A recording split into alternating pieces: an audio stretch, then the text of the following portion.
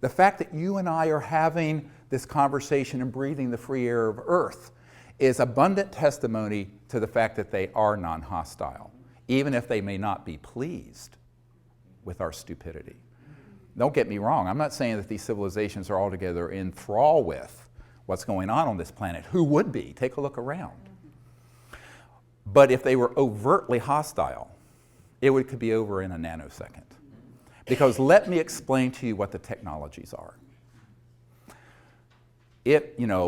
Okay, all of you've looked at video games and Star Wars movies and Star Trek and other rubbish. So, okay, wipe your mind clean of all the rubbish that Hollywood puts out. Now let's get into some real science for just a minute. If you're going from one star system to another, I mentioned this earlier, you have the ability to create an electromagnetic field and go post-quantum, what Einstein called the spooky effect, where the same particle appears in two places at once, like that. And it has to do with non-locality in physics, the non-local cosmos, and other dimensions. But the power associated with that under a controlled circumstance is almost infinite.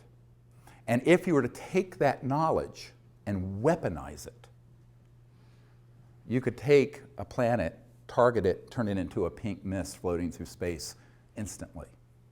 It would not be a bunch of little laser guns going like this, like you're playing, So if these civilizations have gotten here, by definition, they're interstellar. And if they're interstellar, they're transdimensional. And if they're transdimensional, they have technologies that would make our hydrogen bombs look like a Tinker toy. All right? And yet here we sit, notwithstanding the fact that we have been using electromagnetic weapon systems to target them and knock them down since 1947. The Roswell crash was a targeted electromagnetic switch that knocked two craft down. They actually collided with each other. One went down near Roswell, one continued and impacted near Socorro. This is in an FBI document where it talks about a new radar system, that's a euphemism, that was turned on, and these two ET craft hit each other, went down. I know men who have operated the state-of-the-art ones that began to be developed in the 50s and 60s. And now we're 60, 70 years into what are called scalar or longitudinal electromagnetic systems, which are sort of electromagnetic pulses that instead of having a wave like this, are point radiation. So they're multiples of the speed of light. And this scalar technology has been worked on for the better part of 100 years in some circles, but certainly intensely for 70. So we have used those systems to track and target ET craft since the 40s. So if they were in fact so hostile, we would have known about it massively.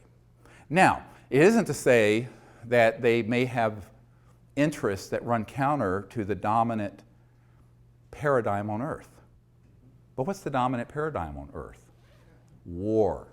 The dominant industry of the world, the number one largest, is war making. And still is in 2015, when we should have had world peace 100 years ago with the League of Nations. So this is a big question. And so they may be viewing us a bit jaundicedly and cautiously. And as one British intelligence officer told me, when we detonated the first atomic bomb, a big red flag went over this planet, and it was like kicking a hornet's nest. They became very concerned that we were reaching very advanced technologies and science that was instantly being weaponized and being used against one another. And that meant that we became an existential threat to ourselves, and in time, we, humans, could be an existential threat to other worlds.